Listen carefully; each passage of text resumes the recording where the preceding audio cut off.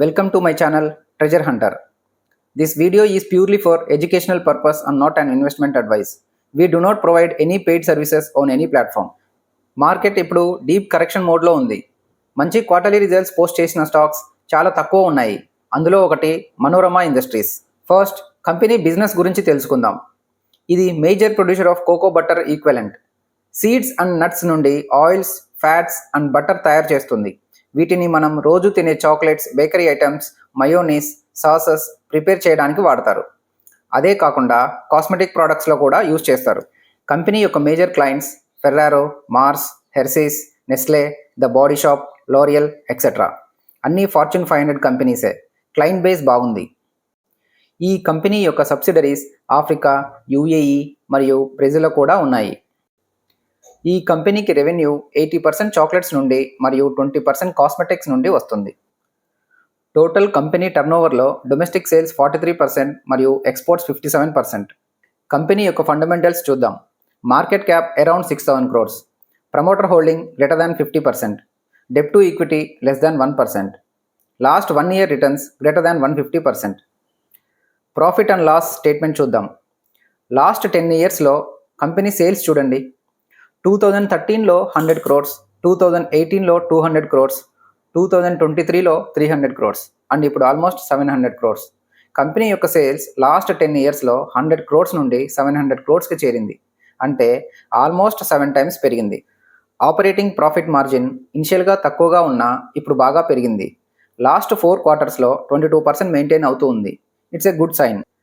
Net profit విషయానికి వస్తే 2013లో 1 crore, 2018లో 10 crores, 2023లో 30 crores అండ్ ఇప్పుడు 82 crores చేరింది. నెట్ ప్రాఫిట్ చాలా బాగా పెరిగింది. లాస్ట్ 10 yearsలో రెవెన్యూ మరియు నెట్ ప్రాఫిట్ స్టడీగా పెరుగుతున్నందున ఈ కంపెనీ ఫండమెంటలీ చాలా స్ట్రాంగ్ కంపెనీగా చెప్పవచ్చు. రెవెన్యూ పెరిగింది, నెట్ ప్రాఫిట్ పెరిగింది. సో అకార్డింగ్లీ స్టాక్ ప్రైస్ కూడా పెరిగింది. నవంబర్ 2019లో 70 rupees నుండి నవంబర్ 2024లో 1000 rupees చేరింది. అంటే లాస్ట్ 5 yearsలో stock price more than 10 times returns ఇచ్చింది. గ్రేట్ కదా.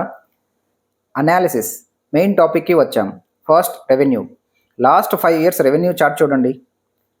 ఫైనాన్షియల్ ఇయర్ 21లో 200 crores, ఫైనాన్షియల్ ఇయర్ 23లో 350 crores, ఫైనాన్షియల్ ఇయర్ 25లో ఆల్మోస్ట్ 700 crores. అంటే రెవెన్యూ ఆల్మోస్ట్ 3.5 times పెరిగింది లాస్ట్ 5 yearsలో. స్పష్టంగా స్టడీ గ్రోత్ కనిపిస్తుంది కదా. ఎవ్రీ ఇయర్ రెవెన్యూ ఎంత పర్సెంట్ పెరిగిందో చూడండి. ఫైనాన్షియల్ ఇయర్ 21 నుండి ఫైనాన్షియల్ ఇయర్ 22కి రెవెన్యూ గ్రోత్ 37% పెరిగింది. Next year 26%. కరెంట్ ఫైనాన్షియల్ ఇయర్లో 46% పెరిగింది. So every year at least 25% revenue growth కనిపిస్తుంది కదా. ఓవరాల్ 5 yearsకి సిఏజిఆర్ క్యాలిక్యులేట్ చేస్తే 35% వస్తుంది. This means every year revenue is being grown at the rate of 35%. అదేవిధంగా లాస్ట్ 5 yearsలో నెట్ ప్రాఫిట్ యొక్క సిఏజిఆర్ క్యాలిక్యులేట్ చేస్తే 53% వచ్చింది. సిమిలర్గా లాస్ట్ 5 yearsలో స్టాక్ ప్రైస్ యొక్క సిఏజిఆర్ చూద్దాం.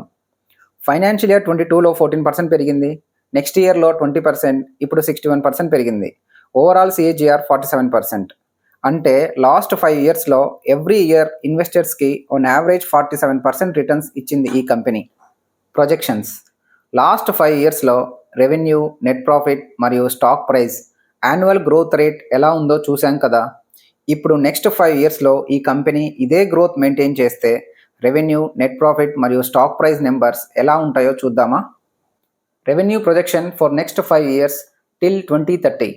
Last 12 months revenue 667 crores. And ముందుగా మనం రెవెన్యూ ఎవ్రీ ఇయర్ 35% పెరుగుతుందని డిస్కస్ చేసుకున్నాం కదా. సో 667 crores మీద 35% క్యాలిక్యులేట్ చేస్తే 900 crores వస్తుంది ఫైనాన్షియల్ ఇయర్ 26కి. ఫైనాన్షియల్ ఇయర్ 27కి 1200 crores, ఫైనాన్షియల్ ఇయర్ 30కి ఆల్మోస్ట్ 3000 crores వస్తుంది. సిమిలర్ క్యాలిక్యులేషన్స్ చేస్తే నెట్ ప్రాఫిట్ ఫైనాన్షియల్ ఇయర్ 30కి 680 crores రీచ్ అవుతుంది. స్టాక్ ప్రైస్ 7,000కి రీచ్ అవుతుంది. Projections as per company revenue guidance. Company management financial year 25కి ఇచ్చిన రెవెన్యూ గైడెన్స్ 750 crores. ఇది వరకు లాస్ట్ 12 months యొక్క రెవెన్యూ 667 crores మీద మనం ప్రొజెక్షన్స్ చూసాం కదా. ఇప్పుడు యాక్చువల్ రెవెన్యూ గైడెన్స్ 750 crores మీద ప్రొజెక్షన్స్ చూద్దాం. As per guidance financial year 25కి రెవెన్యూ 750 క్రోర్స్ రీచ్ అయితే సిఏజిఆర్ 39% అవుతుంది 5 ఇయర్స్కి.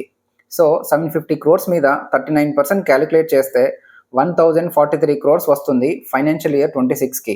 అలానే ఫైనాన్షియల్ ఇయర్ 27కి 1400 క్రోర్స్, ఫైనాన్షియల్ ఇయర్ 30కి 3800 క్రోర్స్ వస్తుంది. కంపెనీ రెవెన్యూ గైడెన్స్ ప్రకారం ఫైనాన్షియల్ ఇయర్ 25కి రెవెన్యూ 750 క్రోర్స్ రీచ్ అయితే నెట్ ప్రాఫిట్ పెరిగి స్టాక్ ప్రైస్ కూడా పెరుగుతుంది కదా. Accordingly I have calculated stock price to reach 1411 at the end of financial year 25. Stock price financial year 25లో 1411కి రీచ్ అయితే సిఏజిఆర్ 55% అవుతుంది. సో 1411 మీద 55% క్యాలిక్యులేట్ చేస్తే 2000 వస్తుంది ఫైనాన్షియల్ ఇయర్ 26కి. అలానే ఫైనాన్షియల్ ఇయర్ 28కి స్టాక్ ప్రైస్ 5000కి రీచ్ అవుతుంది, ఫైనాన్షియల్ ఇయర్ 30కి 12000కి రీచ్ అవుతుంది.